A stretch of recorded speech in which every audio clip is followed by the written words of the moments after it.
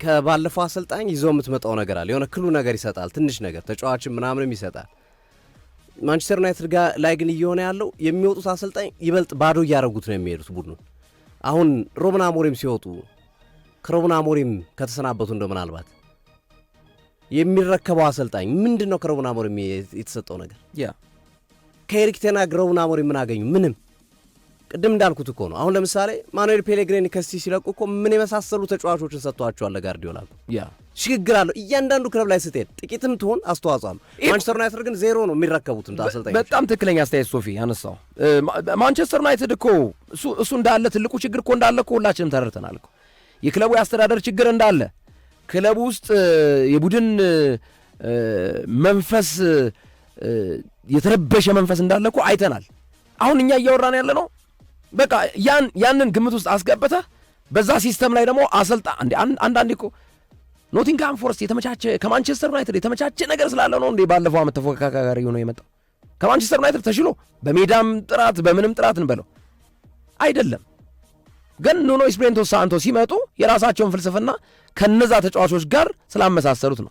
ተመልሶ ኖቲንግሃም ፎረስት ለምን አሁን የወራጅነት ቀጠና ስጋት ደግሞ ያዘው? ኑኖ ኤስፒሪቶ ሳንቶ ሲወጡ ያንን ፍልስፍና ለቀው ወጡ። ኦንጄ ፖስቴኮግሉ ገና ትንሽ ጨዋታ ነው ደግሞ የሳቸው ፍልስፍና ተቀይሮ ነው የመጣው። ስለዚህ ይሄ እኔ አሰልጣኞች ጋር እሺ ቼልሲን እንውሰደው ሶፊ። ቼልሲ እኮ በጣም ጥራት ያለው ተጫዋች ነው ያላቸው እኮ። ጆ ፔድሮ ነው በየቦታው ጥራት ያለው ተጫዋች እኮ አለው ቼልሲ እኮ። ግን ለምንድን ነው በፕሪሚየር ሊጉ 8 ነጥብ አካባቢ ነው ያለው አሁን ራሱ? ለምንድን ነው ዩሲ ማለት አሰልጣኞች አላቸው ተጽዕኖ። ወደርንም ጠላንም ቢሮክራሲ የሚኖር በአንድ ክለብ ውስጥ አስተዳደራዊ ችግር የሚኖር የመጀመሪያ ተጠያቂና ተነሺ አሰልጣኝ ነው። ስለዚህ እኔ ከሩበን አሞሪም ጣቴን አልቀስርም። ሩበን አሞሪም ነው ፍልስፍናቸውን ለምን ፍልስፍናዬን አልቀይርም አሉ ቀይሩ ሲባሉ። ይሄ እኮ አንድ የአሰልጣኙ ድክመት ነው። ጳጳስም ቢመጣ ቢሆን አልቀይርም ለምን ምን አስባላቸው? ኦኬ ቀይሩ ከተባሉ ደግሞ ሌላ ፎርሜሽን ቀይሮ ሞክረው ማየት ለተመልካቾች ማሳየት። ግትረኝነታቸው አንዱ አያስጠይቃቸውም ይሄን አሰልጣኝ ታዲያ? እሺ ይሄ ነው። አጫጭር መረጃዎችን እናቀርብ። ቅድም ቲና ኢስተር ጥያቄ ጠይቆናል። ወንድ ነኝ ብሏል። በኋላ ላይ እኔ እንደውም ሴት መስላኝ ነበር። ስለ ቢጫ ካርድ ሻምፒዮንስ ሊግ ማብራራት ተገቢ ነው ብዬ አስባለሁ። ይመስለኛል ቲና የሚያነሳው ያንን እንድናብራራለት ይመስለኛል። በሻምፒዮንስ ሊግ አርሰናል 2 ጨዋታዎችን ያደረገው አትሌቲክ ቢልባውን ገጠመ፣ እንደገና ደግሞ ኦሎምፒያኮስ። በሁለቱም ጨዋታ ዙብሜንዲና ዴክላን ራይስ ቢጫ ካርድ አይተዋል።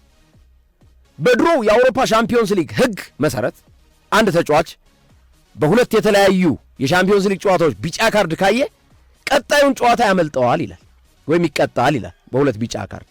የድሮ ነው ይሄ። አዲሱ ሕግ አዲሱ የሻምፒዮንስ ሊግ ይሄ የሊግ ፌዝ የሚለው ከተጀመረ በኋላ አንድ ተጫዋች ቀጣይ ጨዋታ የሚያመልጠው በተለያዩ ጨዋታዎች 3 ቢጫ ካርድ ሲያይ ነው በአዲሱ ሕግ መሰረት። ስለዚህ አንድ ይቀራቸዋል ማለት ነው። አርሰናል ቀጣይ ጨዋታው ከአትሌቲኮ ማድሪድ ጋር ነው። ስለዚህ ከሁለቱ አንዱ ሆን ብለው ቢጫ ማየት አለባቸው ብዬ አስባለሁ እኔ። ምክንያቱም ቀጣይ ተጋጣሚው ስላቪያ ፕራግ ነው። ከስላቪያ ፕራግ ቀጥሎ ባየር ሙኒክን ነው የሚያገኙት። ስለዚህ ስላቪያ ፕራግ በንጽጽር ከባየር ሙኒክ የተሻለ ስለሆነ ሌሎች አማራጮችን መጠቀም ስለሚችሉ ለባየር ሙኒኩ ጨዋታ ቅጣት ላለማስተናገድ ሲሉ በአትሌቲኮ ማድሪዱ ጨዋታ ካዩ የስላቪያ ፕራግ ጨዋታ ነው የሚያመልጣቸው። አትሌቲኮ ማድሪድ ላይ ሳያዩ ስላቪያ ፕራግ ላይ ቢጫ ካርድ ዙብሜንዲ ወይም ዴክላን ራይስ ካዩ የባየር ሙኒኩ ጨዋታ ያመልጣቸዋል ማለት። አትሌቲኮ ማድሪዱ ጨዋታ ላይ ካላዩ ስላቪያ ፕራግ ላይ ደግሞ አለማሰለፍ ይሄንን ስለዚህ አድማጮቻችን በአዲሱ የአውሮፓ ሻምፒዮንስ ሊግ ሕግ መሰረት አንድ ተጫዋች 3 ቢጫ ካርድ በተለያዩ ጨዋታዎች ካየ ቀጣይ ጨዋታ ያመልጣል።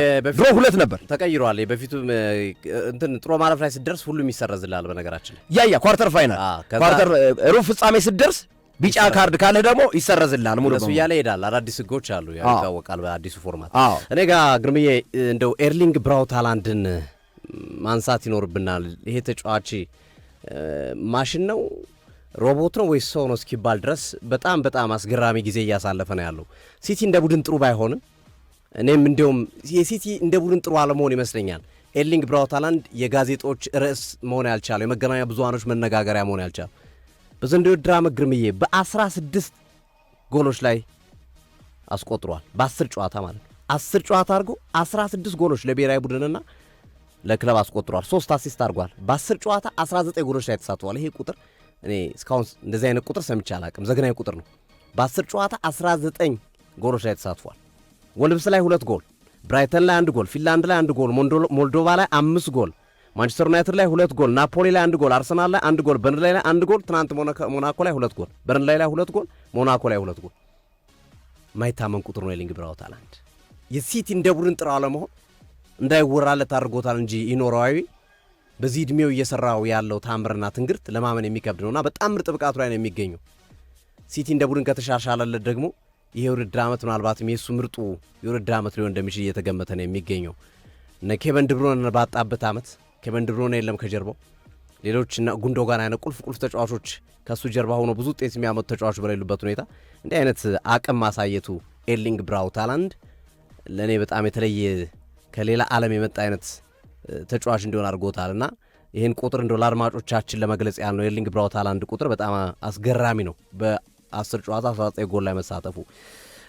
ኤሲ ሚላን ባለፈው የክረምት የዝውውር መስኮት ሉካ ሞድሪችን ከሪያል ማድሪድ መውሰዱ ይታወሳል። ከ35 ዓመት በላይ የሆነ ተጫዋችን ዘንድሮ ደግሞ በክረምት የዝውውር መስኮት ኮንትራቱ የሚጠናቀቀውን ሮበርት ሊቫንዶስኪን ከባርሴሎና ለመውሰድ መዘጋጀቱ እየተነገረ ነው። ሊቫንዶስኪ 37 ዓመቱ ላይ ደርሷል እና ይህንን ተጫዋች ለማስፈረም ከወዲሁ ቅድመ ድርድርና ስምምነት እየተደረገ እንደሆነ የመረጃ ምንጮች እየጠቀሱ ይገኛሉ። ማንቸስተር ዩናይትድ ከዚህ በፊት ወደ ኋላ ሄደው የዩቲዩብ ቻናላችን መመልከት ይችላሉ። ከ2 ሳምንት ምናምን በፊት ሰርተነዋል። አዲስ ተጫዋች አስፈርሟል። የተጫዋች ክርስቲያን ኦርዞኮ ይባላል። አዲሱ ሞይሰስ ከሲዶ እየተባለ ነው። 17 ዓመቱን 18 ዓመት ሲሞላው በቀጣይ ክረምት ነው የሚመጣው። ለዚህ ዝውውር 750,000 ፓውንድ ወይም $1 ሚሊዮን ማንቸስተር ዩናይትድ ማውጣቱና ዝውውሩ መረጋገጡ ታውቋል። ማንቸስተር ዩናይትድ የመጨረሻ አድርገውና ሴስክ ፋብሪጋስን ከዝርዝሩ ውስጥ አስገብቶታል። እነ ኦሊቨር ግናስነር አሉ፣ እነ ማርኮ ሲልቫ አሉ፣ እነ ዢያቪና መሰል በጣም በርካታ አሰልጣኞች አሉ ጋሬት ሳውዝጌትን ጨምሮ። ዛሬ ደግሞ ፋብሪጋስንም በጣሊያን ኮሞ እያሰለጠነ የሚገኘውና በጣም ተስፋ አለው እየተባለ የሚገኘውን አሰልጣኝ ፋብሪጋስን ዝርዝር ውስጥ ማንቸስተር ዩናይትድ ማስገባቱን የመረጃ ምንጮች እየጠቀሱ ይገኛሉ። ግርምዬ በጣም አሪፍ ምርጫ ነው። ኮሞ ላይ በጣም ጥሩ ስራ እየሰራ ነው ፋብሪጋስ። ግን ሲቲዎችም ጋርዲዮላ ምትክ ይፈልጉታል።